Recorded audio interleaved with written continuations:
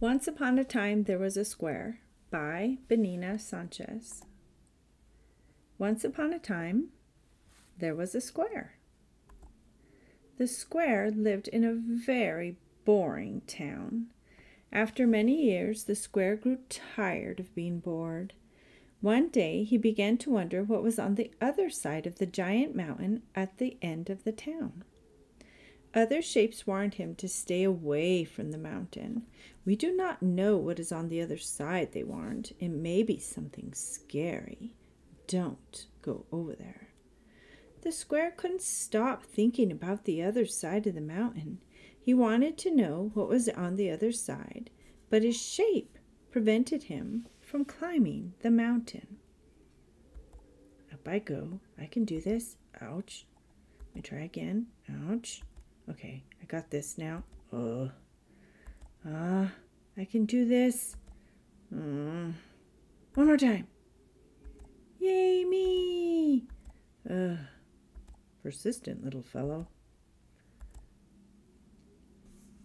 The square decided to talk to the other shapes in town. Many other shapes became interested in knowing what was on the other side of the mountain too. One by one, the shapes tried to make it over the mountain, but no one could make it alone. "Let me try.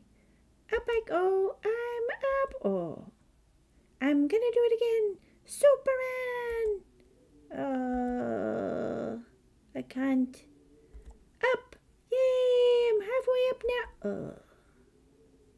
I just keep rolling down. I got this. I'm on my way down. I give up. Let me try. Bing, bing, bing, bing.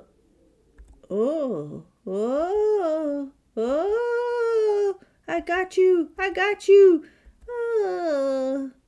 Come on over here, man. Just take a break. The little square talked to the shapes, and he taught them that being brave enough to share new ideas can make everyone's creativity grow. The little shapes decided to try working together, and then they made a plan. They worked all through the night. And in the morning, the shapes had worked together to make a little train.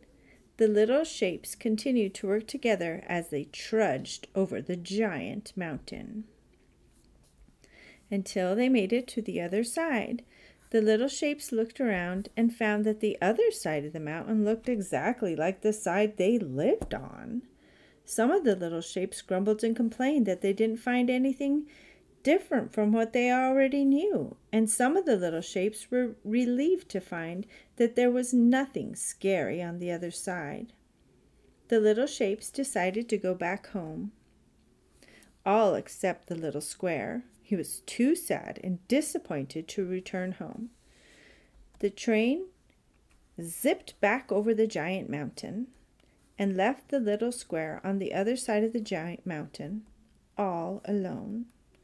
The little shapes talked for many days of their adventure to the other side of the mountain. Some of the little shapes laughed and some cried when they remembered the great adventure. As they remembered, but what they did not seem to notice, was that they were now sharing new ideas and working together all the time.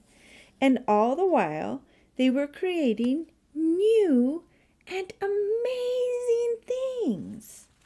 Until one day, one of the youngest and tiniest shapes of the town asked what was so boring about the town that made the little square want to leave in the first place. The shapes described the town to the youngest shape, and as they did, they realized that their town no longer looked like it used to, and that a great change had come because the little square had taught them to share their ideas and work together. The shapes decided to work together again, and they trudged back up that mountain one more time. They found the little square sitting alone on the other side of the mountain, sad and alone. "Little square," they said, "come back home." Little Square refused to come back home at first. He said he was too ashamed of his failure to come home.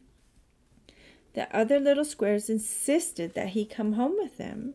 They explained to him that he had made something magical happen. Curious, he decided to come back home.